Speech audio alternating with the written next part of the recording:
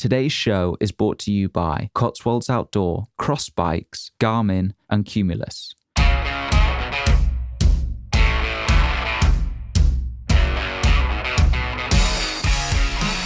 Hello and welcome to We Need More Heroes. In the age of Donald Trump as president and Kim Kardashian a role model for millions, it's easy to lose hope. But there are still brilliant people out there who can inspire us to live better. Join me, George Beasley, on a mission around the globe to find them. We Need More Heroes aims to inspire and guide ordinary people to live extraordinary lives. Visit weneedmoreheroes.co for show notes and more info. If you enjoy the episode, please leave us a review and rating on iTunes and subscribe if you'd like to hear more. Thanks for listening. Hello and welcome to another episode of We Need More Heroes. As many of you know, my girlfriend and I are cycle touring from Alaska down to Argentina for fun, adventure, and raising money for the Stroke Association. We're currently in Nevada City in Northern California, and it's raining a lot. So it's pretty nostalgic, feels like being back home. It's a small town with lots of trees and a river running through it. Certainly a nice place to be for a little while. But now, on to today's guest, and this is going to be a goodie. So he's embarking on a human-powered circumnavigation of the globe. It began in 2005 and is still going today, more than 24,000 kilometers later. His adventure has seen him do the Iditarod, which many of you may know as the dog race. Instead, our guest decided to snowshoe through Alaska 1,100 miles in 37 days, making him just the sixth person ever to finish the race by foot. He then trekked, swam, rode across Alaska along the Bering Strait and Chukotka, cycled with his wife across far eastern Russia and then the Stans, kayaked from Iran to Oman, and it just keeps going. Cycled the UAE, Saudi, and Jordan, and he's now trying to secure permission to kayak across the Red Sea from Jordan to Egypt. And then cycle, if you're thinking, well, where's he going to go from there? Then he's cycling towards Africa, where he's going to cross the Atlantic Ocean. And I love epic adventures like this and can't wait to get into it. So without further ado, I give you today's guest, Dimitri Kieffer. Dimitri, welcome to the show. Thank you very much, and it's a pleasure to be able to discuss with you. So let's start with how we connected. So we're doing our cycle tour now, as I mentioned at the start, and we were staying at somebody's house in Montana, and a couple there, we told them about our journey, cycling from Alaska to Argentina, and they said, have you seen the guy who's doing that the whole way around the world, taking different types of transport, all human-powered? And I thought that sounded amazing. So I reached out to you, and here we go. I thought you'd be a great guest for We Need More Heroes. So let's jump straight into it. I start with some rapid response questions to get the juices flowing. Great. Okie dokie. So Batman or Spider-Man? Spider-Man, the idea of climbing, the idea of overcoming challenges. First of all, I'm not too much into you American superheroes. Having grown up in France, I would have responded to you more Tintin or Asterix. So I will go with Tintin and forget those two. Tintin. I like the idea of being this traveling reporter who goes around the world and with his dog and trying to figure out what he can report about the different cultures he come across. What did you want to be growing up, Dimitri? I first thought I was interested to become either a journalist or a pilot, and those are the two things I was thinking about. And the third option, as a really young child, I wanted to be a recycling cork, C-O-R-K, the type of material. For some reason, I thought there was all these wine bottles in France, cork were a complete waste, and I thought something needed to be done with that. So from an early age, I had this desire of recycling. But truly, as I moved on further on in life, I thought either journalist or pilot. So those as a teenager, of course. So Dimitri, let's transition on. And can you just tell us a little bit about you? You grew up in France, then moved to Washington. But can you just give us a little bit of background about yourself and how you got into adventure? So I grew up in France. I went to boarding school when I was 9. Left out when I was 17. So during those years, being mostly in boarding school and sometimes free on weekends, the choice was because it was better education for me to do so and to be able to go into this boarding school. But as a drawback, I was not able to enjoy as much the outdoors as I could. And so I didn't really grow up spending a lot of time in the outdoors as much as I wanted to, except I had the luxury to be able to go skiing in Christmas vacations and Easter. And that was a beautiful time of my life. And with my family, we'll go there every year during the winter season. But other than that, but I did like do windsurfing. I would do different sports here and there. But what really triggered it is when I came to the US, I started doing a little bit of running. And when I moved to Hong Kong, that's where suddenly I did more running, more trail running, strangely enough, in the hills of Hong Kong, which is a beautiful place to run. Huh. And from there on, I joined different clubs and started doing races and got involved into ultramarathon, which first of all marathon and then ultramarathon, anywhere longer than a marathon on trails. That went from 30 miles to next thing you know was 50 miles and 100 miles. And then what really pushes me, I was excited by dealing with the harsher element.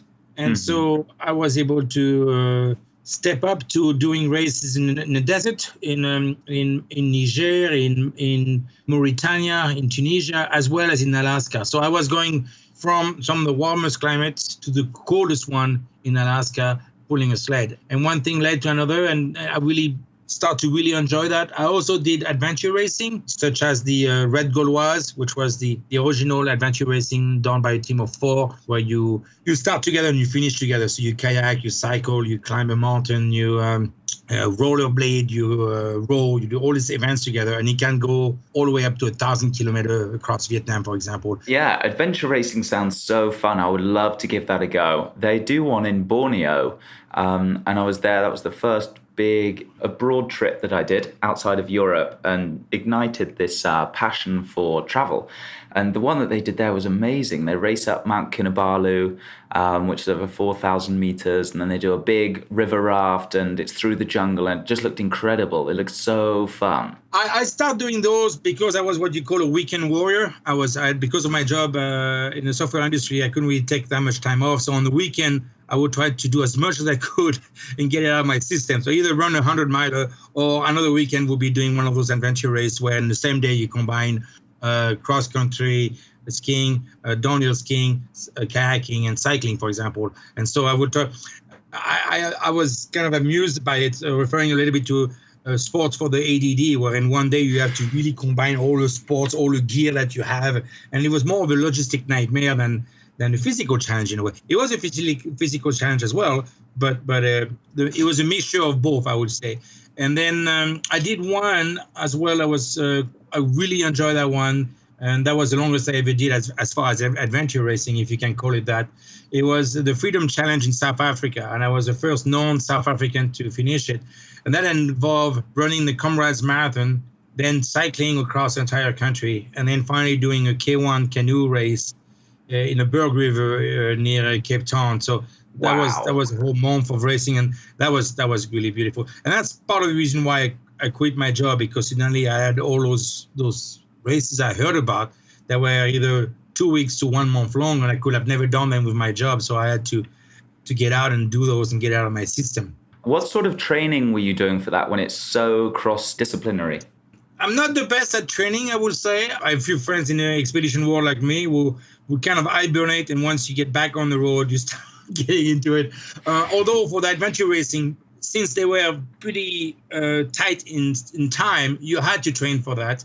And so my biggest challenge was on the bicycling side. I was not an experienced mountain biker, so I had to really step up on that. And so we would go on long bicycle training rides in Eastern Washington or in the Cascades, and with my friends here to be able to get the speed. And I would say one of the biggest challenges in those races was the sleep deprivation. And that was really an issue where in a matter of a week, you'd be sleeping an hour there a day, or sometimes maximum 2-3 hours. After several days, it really takes a toll on your body. And especially, I felt that as I was continuing to do races in my 40s, and I was racing with men in there and women in their late 20s, early 30s. I don't like to blame it on age, but I do think that sleep deprivation became a bigger issue. And while now with what I'm doing, I can sleep what I want, when I want. Well, not always, but for the most part, I can. To me, that was one of the biggest part of the challenges, was they keep going for days and days and days. So which of the races, the adventure races that you did was the toughest? Which was the one that you thought, this might break me? I would say maybe the one across Alaska, the Iditarod. Although I never felt like it was going to break me. A friend of mine told me one time when he saw what I was doing now, he said, it looks like you're going after a doctorate in adventure racing. I mean, adventure racing are in a way somewhat controlled. There is medical assistance if you need to. There is, to some extent. You can't really completely get lost forever. So people are actually looking after you and watching you in some regard. When you do expeditions like I'm doing now, in some part of the world, no one is going to come to look for you unless you really have to look after yourself in many ways. Not only medical, but also making sure you have enough food supplies and all the logistics gear you need to have to continue to the next section. So the Iditarod was interesting because back then we barely used GPS, so it was, and we didn't have sat phone. That was one thing. So there was not. I don't think it was allowed. So the whole idea of communication, if you got lost really somewhere in between checkpoints, and there were sometimes several days in between, something could go seriously wrong. I think now they all have sat phone. I don't know, but it was a beautiful race across Alaska, and that was definitely a race that challenged me in some regard. There were 50 competitors, and only 2 of us finished. A British man on the bicycle and myself by foot. So it was definitely a matter of attrition, I would say. And what makes it so difficult? So you're in Alaska. What's the temperature like when you're doing it? Well, actually, it would be quite a large variation between 0 degrees. I'm counting in Celsius. 0 Celsius to minus 30. That was sometimes the temperature we had to deal with. And the issue there, so why there was such a high attrition? First of all, the people on the bicycle, they either win the race or they break. Because what happens is when you have a large amount of deep powder, deep snow, it becomes very difficult to push your bike along the trail. Mm-hmm. When there's almost no more trail. Same thing with people in cross-country skiing. They tend to damage their ankles quite a bit by pulling their sled, and at some point they can't continue. And finally, people on foot, what often happens is that, and since then the rate of success has improved because I think people are more careful now. But at the time, a lot of people will try to run it as if it was a short marathon, and therefore will not rest their feet enough at night, for example. So your biggest enemy is blisters or rash in different parts of your body. So you want to make sure you rest your body long enough to make sure those blisters don't form, or at least that your feet dries completely, and then you can go on the next morning. So I had a sled. I had a very tiny tent that was, I would turn my sled upside down and it would become the side of my tent. And then I had this, it was built specially for that. My sled became my tent at night. But again, it was a challenging race for that matter. Yeah, but that sounds amazing. So and it's pretty remote up there. It's cold. There's not really much going on. So you've got 1,100 miles to do in that. That's a real challenge. But again, when I went on the other side, on the Chukotka side in Russia, that was a lot more remote. In Alaska, I saw people within every 5 days, I was in a village. Mm-hmm. In some section of Chukotka, I actually went 30 days between 2 villages where I only saw 1 tin can. Wow. So, again, that's one thing I often smile when people say, it's in the middle of nowhere. Well, nowhere is always somewhere, but to somebody. But really, that part of the world was a lot more isolated than Alaska can be. So you did this Iditarod, and then when did you have the idea for the circumnavigation of the globe by human power? Had you done the Iditarod first, then you thought, I should go from here and do the rest of the world? Why not? No, that was after crossing the Bering Strait. After crossing the Bering Strait, that's when I realized, oh my God, I can go further. Why not? I got the time and some money saved aside. What happened during the Iditarod, when I arrived in a cabin, it's called an old woman cabin, which is one of those cabin that they have for emergency. It's mostly built for the Iditarod dog race, not for our race, which started a few weeks earlier. And so when I arrived in this cabin, I came across a British man named Carl Bushby, who at the time had been walking from the tip of South America, from Ushuaia, and his goal is to do the longest trek in the world as possible, which is all the way back to UK. And he's actually currently now in Mongolia, still pushing on. And at the time I met him, he was already 7 years into this incredible expedition. And so we discussed together in the cabin, and he said, I do need to find a partner to go across this Bering Strait, because it is quite a challenging part of the world. And would you like to join me? And I thought it would be a lot simpler than that. I said, yeah, why not? But wait a minute, I don't have a visa. I need to get a visa. And I said, oh, no, wait a minute. We're not talking now. We need a year to plan this. And it was already springtime. We won't be able to do it for another year. So it was in 2005, and we decided to go across in 2006. So that's how I met him, and the idea came about. And we planned that winter in Fairbanks in Alaska. We trained for that. For that, we seriously had to train, because nobody has succeeded yet to go from east to west, from US to Alaska by human power. And some people have tried. We actually met some of the people who tried. And what happened there is that everybody who tried to go across was not prepared to swim. So they would walk, pulling their sled across, hoping that it would be frozen all across. But with the global warming, the chances of that are less and less every year. So, of course, you have to cross some water leads, some sections that are open, and for that you need to have a dry suit and swim with your sled between your legs and swim between two ice floes. The BBC came to make a movie actually on Carl and I, a documentary where you have some pretty dramatic footage in there that shows us from the top in the middle of this 70K crossing, where you just have ice floes moving all around. It's an incredible feeling to be able to go across this environment. Wow. So you're mainly walking, pulling this sled, or do you have skis? We had skis. We had some very large skis with skins, and they were glued and screwed underneath. We understood that we permanently need to keep those skins, because there were no point where we're going to go downhill.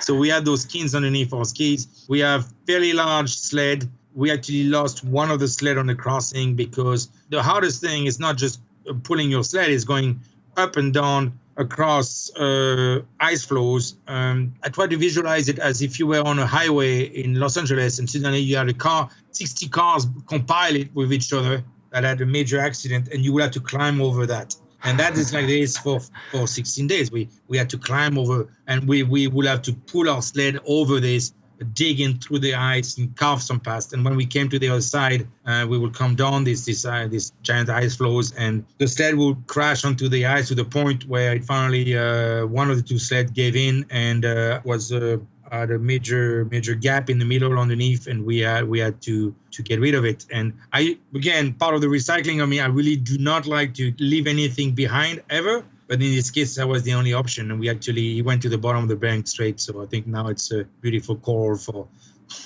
whatever habitat for whatever lives down there. Okay, so yeah, so it's 16 days to make it across the Bering Strait. Is that right? Yeah, and during those 16 days, it's 5 days where we had to swim. I'm not saying we had to swim all day long, but it's 5 days where we had to, at some point or the other during the day, swim. And if we didn't swim, we could have not made it across, because then what would have happened, we would have been sitting on an ice floe that eventually moved down south and melt. So the main issue was to be able to go straight across west. And I don't know if you remember the computer game Frogman. I think it's like a little frog that jumped from one log to the next. Yeah, I do remember that. That was us. That was pretty much what they had to do to go across. So.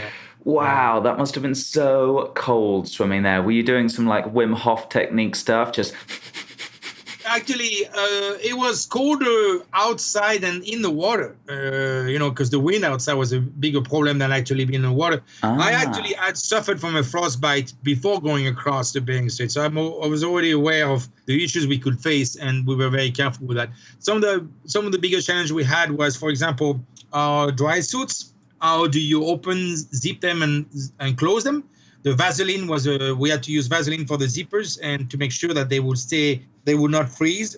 The problem is when you're in cold weather and you start going to the water, the gear is not used to that. Like everybody is saying, oh, you should use this kind of audio system to be able to talk to each other. But that, of course, would not sustain in the water. So a lot of the climbing gear that existed at the time to climb Everest and everything else definitely do not apply to a swimming environment. So we really had to be careful with that. And we wanted to use a kite. It was before drone time. And we thought we would use a kite to be able to see where ahead of us was a good section to continue. Again, when you have all these big blocks of ice everywhere, the size of a cars piled on each other, you have to find the right spot to be able to continue. So we will be very careful to climb to the highest point. And instead of climbing to the highest point, we thought we could use a kite with a video system. But again, either there was no wind or there was way too much wind that would take out if you hold your kite with a rope, it will cut your gloves and everything else. So a lot of the technical things we thought we would use had to be abandoned, and we pretty much had to do as simpler as we could. And especially when we lost one sled, we had to get rid of some of the gear, and we went down to the bone pretty much to be able to finish the crossing. Wow.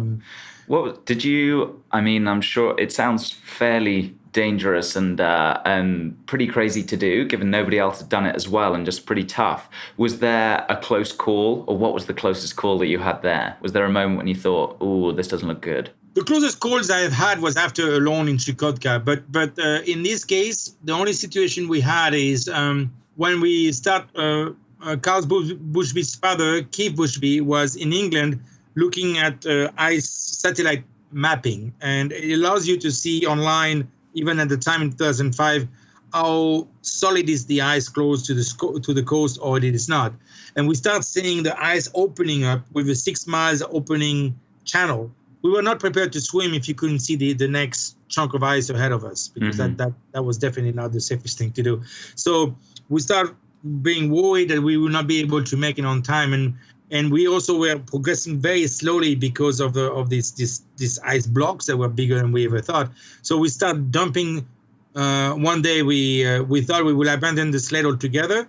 We made backpacks out of the second pair of dry suits that we had, creating backpacks out of them. And then Carl started making a few steps forward and plunged through the ice and realized we are too heavy with those backpacks. We really need to rely on the sled to be able to distribute the weight. So we went back to our sled, but at that point we dumped a lot of batteries. We had 2 guns for polar bears, and we dumped a shotgun, and we dumped a lot of things to make sure we would make it across. So that was a little bit concerning at that point, that we would not. Plus we had no idea if we will ever get picked up if we had an emergency from the Russian side. This part of the world, again, has very, very small amount of emergency team.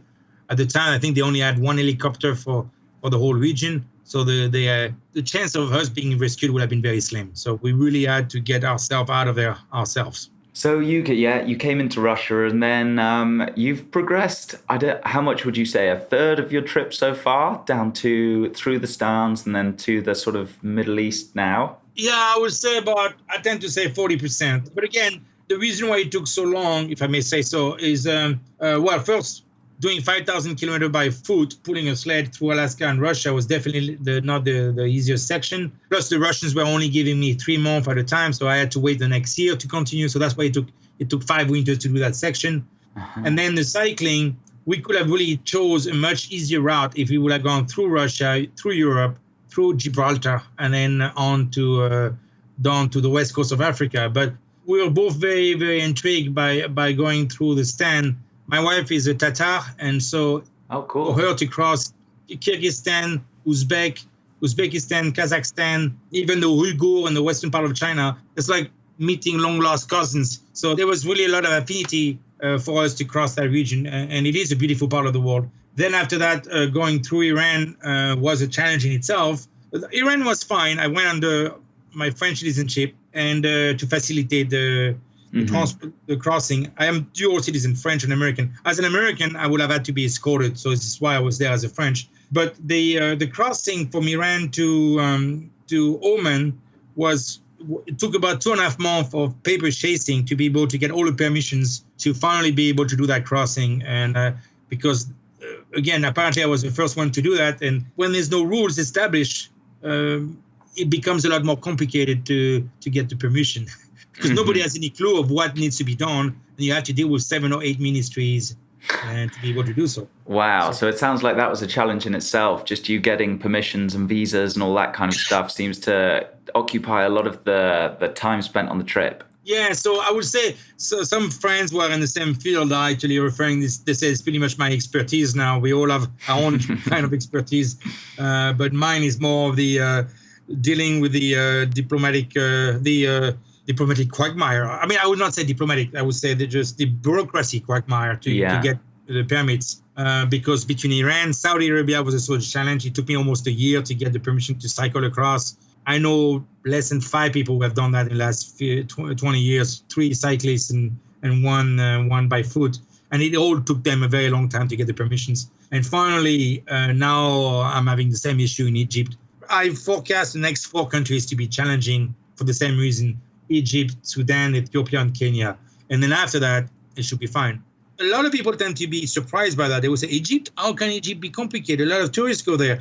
Oh, a lot of people go across the country by bicycle. Yes, but if you want to do every single step human power, which is the goal of my expedition, that's where it gets complicated. A lot of time people say, well, why don't you just take the ferry across this body of water? I said, no, I can't. I'm human powered. Oh, but nobody goes by kayak. Well, how can I do this? And so this is where it gets complicated. And then right now I'm waiting to be able to cross the Strait of the Gulf of Aqaba in the Red Sea by kayak. And I've been waiting since February, working with the different ministries in Egypt to be able to achieve that. And that is the very first time I physically had to go into the country before actually arriving there by human power. It defeated the purpose of human power, but that was the only way I could potentially get the permission. The general council of Egypt in Aqaba in Jordan told me, you really have to go there physically, otherwise it's never going to happen. And it's still not happening, but I have great hope that it will happen in the next few weeks and months.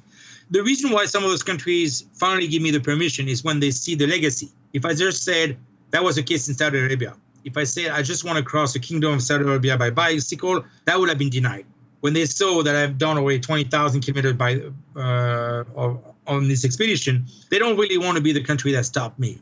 Unless, of course, it is a case of war, or, I have definitely no plans to go through Libya, Iraq, Yemen, Syria. Mm-hmm. The last thing I want is to go through a war-torn country and get killed and people asking, what was he doing there in the first place? Or worse than even being killed, creating a lot of problems for people trying to get me out of there, and being kidnapped and whatever else. That can happen in many countries, but I'm definitely not going to go to the most. This is why my road is quite complicated, because I'm trying to avoid all the hotspots in the region, and there are quite a few. And now the eastern part of Egypt in Sinai has had a few issues the last few years, which is make it more challenging to be able to go across. So what is it about the human-powered aspect of the trip that's so attractive to you? A few things.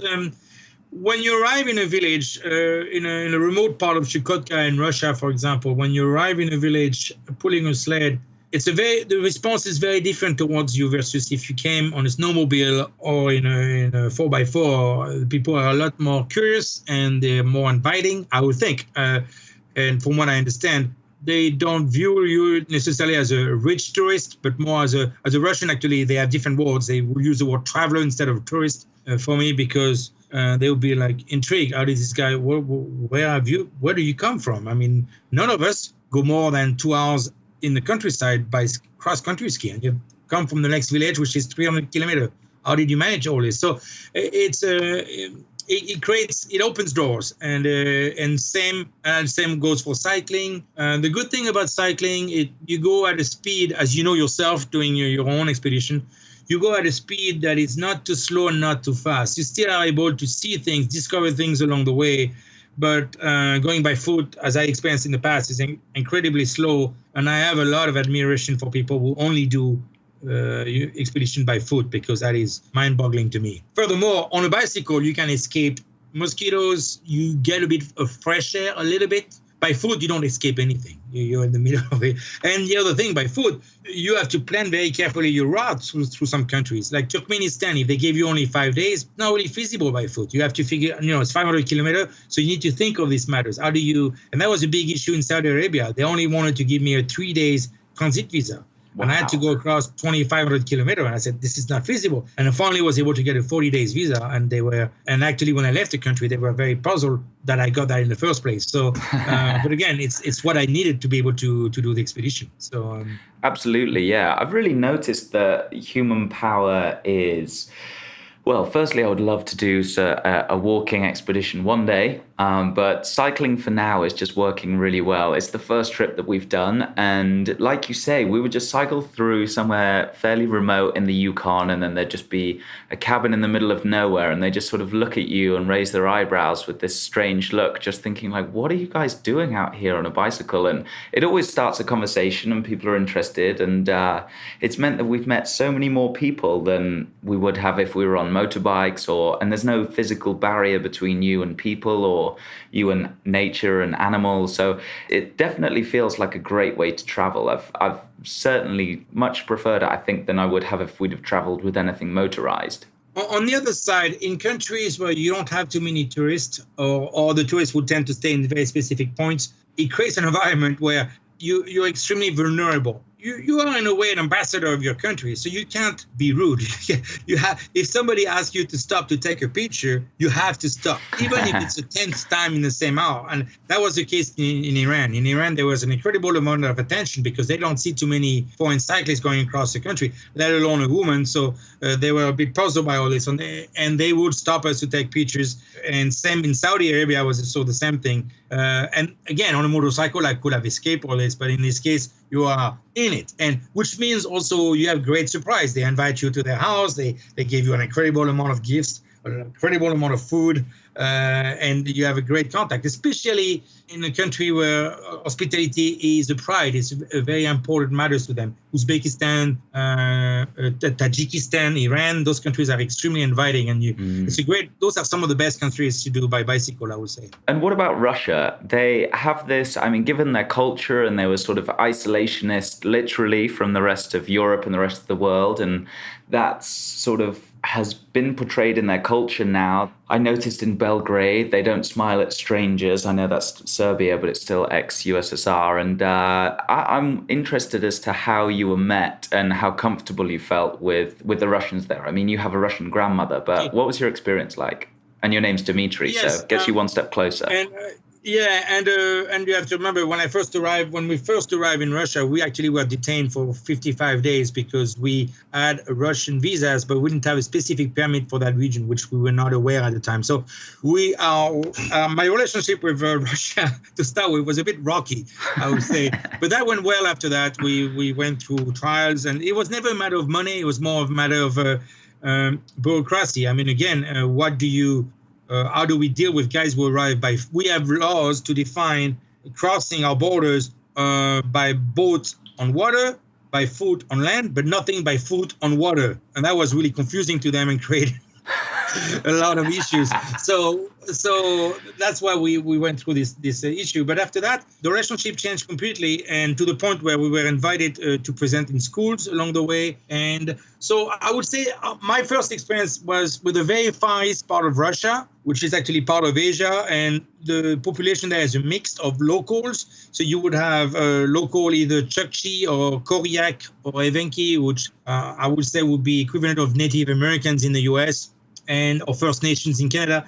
And in there also live Ukrainian and Russians who are coming from the West, and they are mostly working in the gold mine or doing administration type of work. And then the final group living there are now the Uzbek or the Turk, who come and they do the construction work, they do the hard labor in the region. So you have this whole different mixture of population living in there. And we got to meet all of them. And I would say the more isolated the place is, and that's true for not only Russia, but the same when I was doing races in northern in Niger or in Mauritania, the more remote the place is, the more inviting the people are. Because again, it's party time. You have this foreigner who arrive in your house. Oh, wow, this is different. You know, you have to remember some of those villages are extremely isolated, and it takes 3 days by tractor to come from the nearest village. And so suddenly to see somebody arrive, they get really, really excited and they want to welcome you into their home, which and the great Russian hospitality, which sometimes make it a bit difficult to get up early in the morning the next day to go cycling, go pulling a sled or cycling. But so again, and Belgrade again is a capital. So anytime in large cities, the reaction is very different. The smaller towns you go through, the environment tend to be better. But again, I would differentiate it between the northeast side of Russia, which was very inviting, the whole Magadanskaya Oblast, the Chukotka, Kamchatka, people were extremely inviting.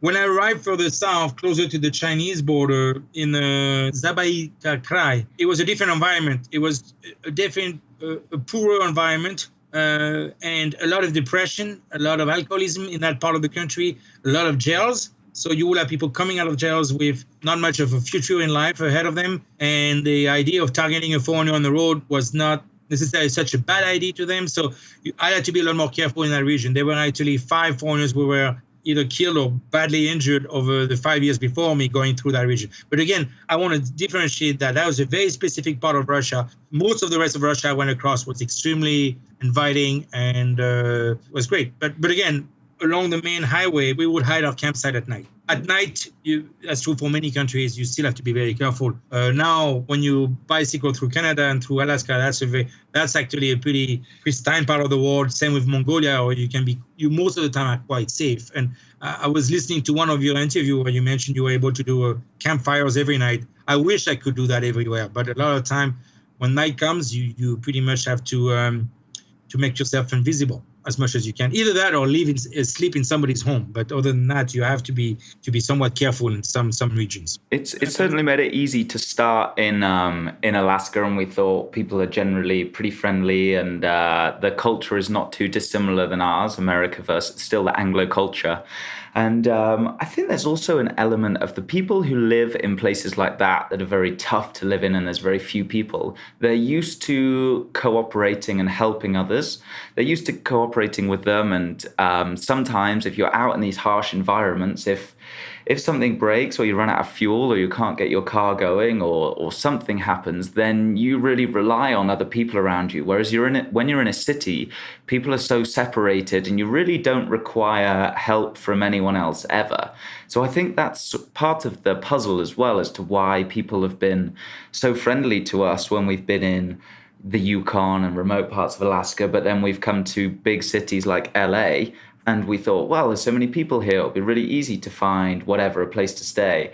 But because there's so many people, there's this sort of diffusion of not responsibility, but people always just think, oh, well, somebody else will help them, or they'll be fine, or they're in this place now. And people are so busy as well. So it's interesting to see that dynamic play out as you move through different areas. Yeah, we experienced that when we went through one of the largest cities we have been going across by bicycle, and that was Dubai. Again, the same situation where or someone else will take care of it. And but again, to go back to the point of not only in places like Alaska or Far East Russia, they're not only used to help others, but they also used to help themselves. They're very self-reliant. The frontierman is a kind of an expression in English, and in Russian they would say "nastoящий человек," a real man or a real person. And in that case, I refer to somebody who can fix anything in any environment, and that was amazing for me to watch some of the people how they would fix, because the nearest shop is definitely nowhere near, so they would have to learn how to fix whatever they needed to, and they often really quite help me in some regards. Yeah, you can't just call the plumber out quite as easily as you can in a city. They just have to know how to do everything. And females as well, who just we have this stereotype of blokes should be good at this kind of thing, but my God, you see some of the ladies up there and they are hardy and well-trained survivors. So what's been the highlight so far of your expedition, or what's been something that you've really, really thought was magical? I would say crossing Chukotka was the most magical part. When I was by myself for 1 month pulling a sled, and at the time communication was not so great, so I just had a sat phone with text, and I could just get very short text. So I was pretty much isolated the whole time, and that was a great experience. It was hard. There's some important points where I thought I would just quit and be done with it, but you can't. You can't really quit, because how are you going to get out of it? So, and at one point I had some, this is where I took close calls at some point when I was going down a river. And the problem is, because of 24 hours daylight, you're putting a sled on a frozen river, and the next 2 weeks that become a river, a rushing river, where nobody goes down there on a kayak or anything. So every single curve is a log jam that you try to avoid by suddenly your sled became your kayak, your shovel became your paddle, and you're going down through this thing, hoping you're gonna make it across. And I remember at some point I had my sled pulled me, and there was an ice surge, and I went under the ice for few seconds, and I was trying to find the place where I could come out and breathe, and that was a scary one. And I would say the next day I had a situation where my sled got stuck underneath a log jam, and I knew at that point I was about 6 days away from the nearest village, and I had to jump about 30 minutes on my sled to finally dislodge it and being able to take it down the river and progress. So and I remember at some point the first time ever that I called for emergency in that situation, and they pretty much said, where you are, we really cannot come up with a boat. It's really there's logs everywhere, there's rocks everywhere. You have to get yourself out of there. And actually, that was a perfect response, because it was a good challenging experience for me, and here I am. So yeah. Wow. Is there anything that you would do differently on this expedition again? I would not get arrested in Russia the first time around. I would try to make sure, but again. And this is why now I'm so careful with all the countries I cross, and I'm able to get those permits, because I've learned from that lesson that you really need to be diligent, not only in the physical part but also in the bureaucratic part. And so that's one thing I will do. And then my grandfather was a diplomat in Russia and in Lebanon, and this is how he met my grandmother in Russia. And I think I always look up to him and learn from him about how to be able to get yourself out of some intriguing situations. And so other than being diligent and planning things well in terms of visas and the paperwork and the bureaucracy, what advice would you give to other people looking to do big trips? Well, a lot of people said often they admire my patience. And again, like in Russia, I remember when I first arrived in Chukotka, I was getting quite frustrated not to be able to move forward very quickly because of documents. And I remember a local priest told me, you need 3 things in Chukotka: tepernier, tepernier, tepernier, which means patience, patience, patience. And that's true for a lot of part of the world. So I would say you really have to be humble, and it's a fine line between pressuring enough to get what you want, but at the same time not upsetting anyone to the point that they never want to see your face again. So it's a fine line in between. You have to gain their respect, but not their wrath. Yeah. And so you've done these a very big expedition so far, and some bits that were quite expensive, and you've self-funded some of it, right? But you've also received some sponsorship. So what do you think is the key to getting sponsorship, or what advice would you give to somebody else seeking sponsorship? Well, first of all, the very large companies, unless you're a really well-known person in the expedition world, or you're an actor, or you're a famous person, unless you're a famous person, because again, the sponsors want to see a return on their investment. So if you go for the largest companies, you are in line with X amount of people applying at the same time. The chance of you to make it through are pretty slim. If you go for a very small company, unless they hit the jackpot, the chance of them growing and you being able to get a serious amount of support from them is pretty slim. So you have the in-between companies that are pretty successful and are planning to expand, that have the most chance to be able to help you out. But traditionally, I have a friend who told me once, I don't want gear from company. I don't eat gear. I have enough gear. But and it's true. We all have to be careful with the amount of gear we can take on the trail. But on the other side, how do you start a relationship with a sponsor? You have to start small somewhere. You have to accept, first they give you a pro discount for 30%, and then you send them pictures of the gear on the trail, and then on, and then they finally say, oh, this guy actually can carry our brand pretty well. Maybe we should trust them more in regards of let's provide him whatever it is that they provide, either plane tickets or food or dehydrated meals or electrolytes or logistics, sat phone, whatever it is. And so from there, you expand the relationship with them, and then progressively it develops, and it can work out in the long run.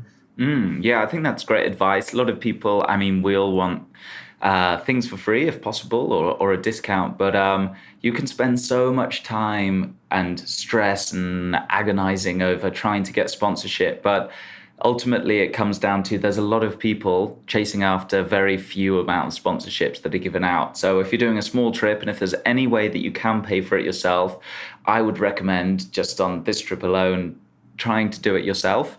And then once you've built up, like you say, a little bit of your adventure credentials or whatever it is that you're doing, then start to try and build those relationships. And the thing is that once you take sponsorship, you're also a little bit in their pocket, and it can change your experience. I mean, you tend to have a lot of time whilst you're away on these trips, but it's not quite as much as you'd think. You're actually doing stuff, moving, cycling, running, whatever, or swimming across ice floes in Dimitri's case. And sometimes the last thing you want to do is to set up a photo shoot in the freezing cold after 8 hours moving all day. So it's definitely one to think about. But just going back to your trip, and you cycle. You've done a lot by yourself. We talked a little bit about your company through the Bering Straits, but you also cycled with your wife through the Stans. That's the bit that she joined you on, right? And I'm interested as to what that experience was like, how it changed things, and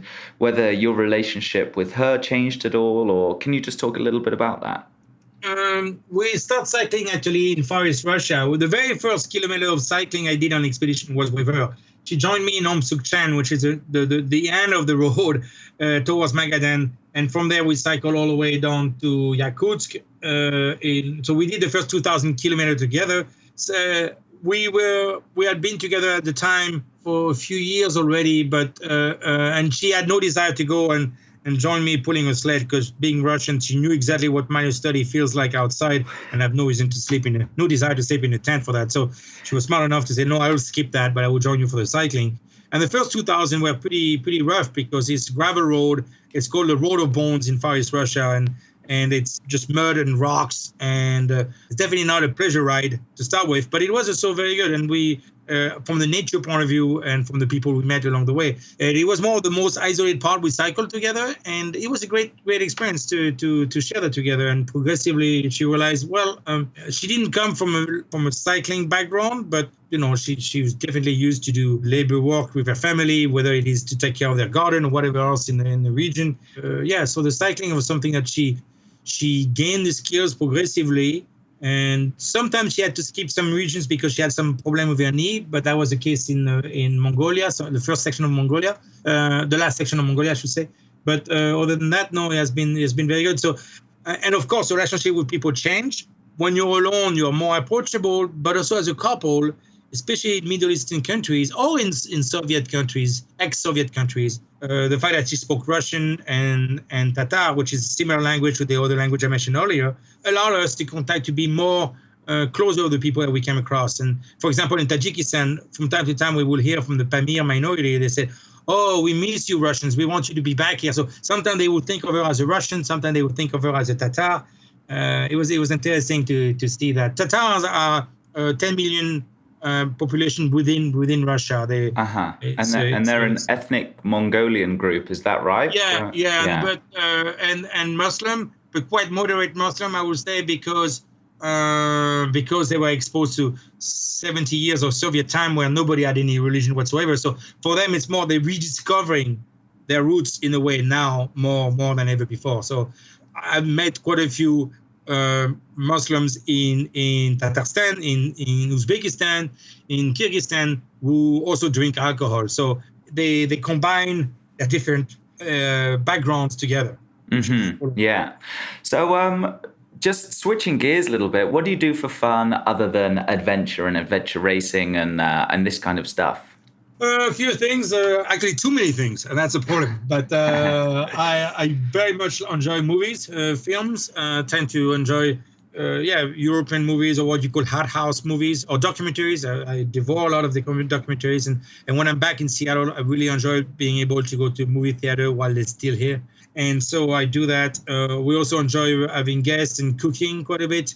I like to share some of French dishes, and Gunnar likes to share some of our Russian food, so we do that as well. Mm-hmm. And that takes time when you have a large amount of friends. We also because of the smartphone invasion in our lives, I've not been able to read as much as I used to because I'm mostly devouring information from all kind of sites I see online when I should be taking more time to read. But I hope to get back to that. And then finally, I also there's a running club that I'm associated with.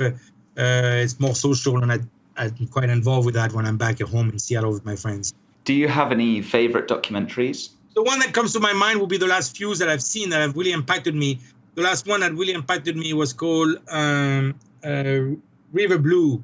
And it's a story about how our modern world is really impacting nature to what level and what needs to be done. And it's our just even a simple thing that we have changed in the last 20 years. The way we are wearing our blue jeans by having them stonewashed has impacted tremendously rivers in India, in Bangladesh, in China, because you have to use a lot of chemicals, or at least all the hard labor of thousands of people brushing jeans so they can be fake old. So that's, for example, that was really quite something. Wow, I've never heard about that. So a lot of movies about environment I'm usually interested, or about politics. I would say I Am Not Your Negro was one. That was a pretty powerful movie recently about human rights in the 60s, or one called Proof for Loyalty about it was an interesting story about the Japanese soldiers who served with the U.S. Army as translators and intelligence officers during World War II. So while their brothers were being detained in camps throughout the United States, some of them were actually serving the U.S. Army to help fight the Japanese by translating all the documents that they could find, which allowed the U.S. to bomb the most strategic points in Japan. So imagine, it's like if you became a U.S. citizen and the U.S. went to war with your native England, and suddenly you will have to help U.S. to find the right place to bomb in England. It's coming out on DVD very soon and so on. So those I tend to. I'm not too crazy about the fantastic world. I tend to. To me, the world is fantastic as it is already. I don't really need to live in a different space. Mm-hmm. So, there's a lot of things captivating on our planet. Yeah, absolutely. And you're doing the ride for fun and adventure and this challenge that we've talked about, but you're also raising money for charity. So can you just tell us a little bit about that? I'm always a little bit mixed about raising money for charities because I rather donate myself time, like I've done in the past, and money.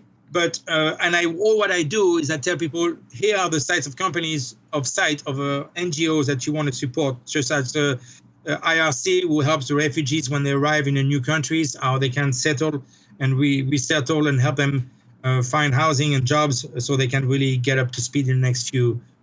Usually they have about a year to get up to speed before they're being left out by the state of the new adopting country. And also Oxfam, who's doing also support of individuals in poor part of the world. So that's more I have been very fortunate in my career of my job that I've been able to save money to do my expedition.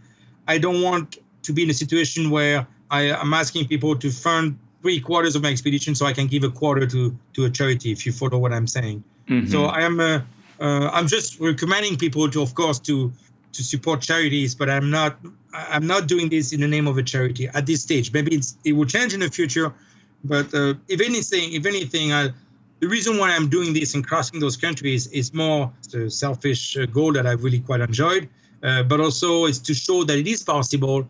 I like to show the positive side of the world and how we are all closer to each other than we are away from each other. Last year I did a video of 1 second per day in Iran, 188 days, and at the end of that video, I posted that online. And some mothers were saying, being American and being subjected to all type of propaganda left and right was like, they are just like us. And that's my goal. It's through our film that we have done in the past, our pictures that we post on Flickr and Instagram, and whatever I will write in the future. I used to write a lot on my blog, but I'm more careful now because of the countries I'm crossing is quite sensitive. I will tend to write more later. And for that matter, all this material, I want to be able to share what I've seen and experienced. And if anyone wants to hear it and to see it from the perspective of a guy who just went 1 foot at a time. Yeah, with the charity thing, I think we certainly didn't want to take any funding for the expedition, for any gear or any food or plane tickets or that kind of thing, because from our view, we just don't think that's right. But we sort of saw it as we can either do this big trip and not draw attention to an issue that's close to our heart, the Stroke Foundation, after my dad had a stroke a few years ago, or we can say we're doing this big expedition and there's also a great organization called the Stroke Association. If you're interested in donating, then please do. And it's been a nice way to tie it together and sort of give the trip a little bit more purpose. But people tend to donate whatever it is, $10 or $20, and these are well-off people. So we didn't have too much conflict about that. But certainly taking money for an expedition for something that you just want to do for fun is a whole different story. So Dimitri, thank you so much for your time. I've got a couple of really quick questions that I always finish with. So other than your parents, who are some of your heroes or people you look to for inspiration?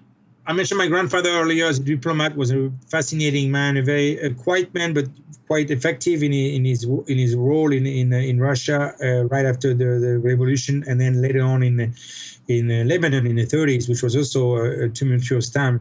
But on a broader perspective, I do have a lot of respect for people who fight very heavily in the name of human rights, whether it is civil rights in the 60s, or Gandhi in India, King in the United States, or even more recently, people may cringe if they may have a problem when I mention those names. But for example, Obama, in his own regards, I really like his style. How his diplomatic style was really quite remarkable in comparison to what we had before and what we have after it. Or another one that people may have a hard time with to think of him as an hero.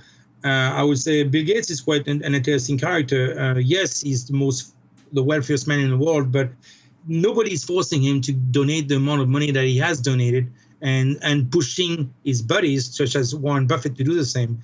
In the expedition world, there are some characters that I find fascinating, whether it's Fyodor Kornikov in Russia. He's a fascinating guy. He's 66 and he has an incredible amount of records in sailing, in hot air balloon, and then rowing around the world. And he's an incredible man. Also, Alexander Doba, a Polish man, who is 71, is another character that is really fascinating. So Jason Lewis and Erdene Rook, and they're both friends. And I really also have admiration for what they accomplish. Because again, there's really something to be said about people who do long expeditions who last many years. It's a life commitment. It's no longer, I'm doing this for 3 months and I'm going back home. It becomes your life, and everything is impacted by that, whether you're going to have kids, how you're going to raise them, and everything else. Yeah. And so, and there are a few women in the world as well that are doing this type of stuff, like Sarah Houghton in UK or Colin and Julie Hangus in Canada. So the people are doing the same thing that I'm doing, but I'm obviously a step ahead of when I am. I have a lot of respect for them in that regard. But again, it's a different thing than people who are fighting for human rights. Or I also have friends who are fighting Ebola crisis. A friend of mine was quite involved and was in the last few years, was in, I think, Sierra Leone, Guinea, and Liberia, I think. And this year didn't have to go to Kenya, but I have a lot of admiration for people who are willing to give their life and fight this at a very high level on the ground in the country. So absolutely, yeah. There's definitely a scale, but it's still really cool and to get inspired. And there's so many different ways to make the world better in small or large ways. So whatever you're doing, just keep on doing and always aim high. But and so, do you think that heroes are born or made? Is it nature or nurture? I think it's both. I really think it's both. Some of the climbers of this world have incredible skills, and no matter how much you train, there are some things that are genetically in you or not. Same thing whether or not you can speak 7 languages. Some people have the skills and others don't. But on the other side, there's also hard work and the skills you gain over the years. So to me, it's a combination of skills and what you're made of to start with. Mm-hmm. And, Yeah. Amazing. Well, Dimitri, thank you again so much for your time. It's been amazing. I've loved to just delve into your story a little bit, and it's been great to chat. So where can people find out a little bit more about you? NexusExpedition.com. So Nexus, I choose that name for the expedition. Nexus meaning it's a Latin root for the word to connect. And so this was the notion of by crossing the Bering Strait, we were connecting the Americas and Asia and going on further along the world. So this notion of connecting with civilization and landscapes that I come across. And so that's so Nexus Expedition, all in one word.com. That's the best place to find our information. And through there, you can find us on Facebook, you can find us on Instagram and Flickr. And that's about it. I barely use Twitter. I'm not a very big fan of Twitter. Well, there we go. Thank you again. And thank you so much for listening. Now it's time to get out there and be the hero in your own story. Until next time, thank you. Goodbye. There we have it. I hope you enjoyed this one. If you did, spread the love and share it with anyone you think would also benefit from it by sharing it on Facebook or Twitter with the hashtag #WeNeedMoreHeroes. Connect with me on Facebook and Instagram @WeNeedMoreHeroes and just more_heroes on Twitter. I'd love to hear your thoughts on this and, in fact, any of our other episodes, so get in touch at weneedmoreheroes.co. Thanks so much for tuning in and sharing the love. And thank you again to today's sponsors, Cotswolds Outdoor, Cross Bikes, Garmin, and Cumulus, for making this show happen. You've heard the magic, now do something with it and be the hero in your own story.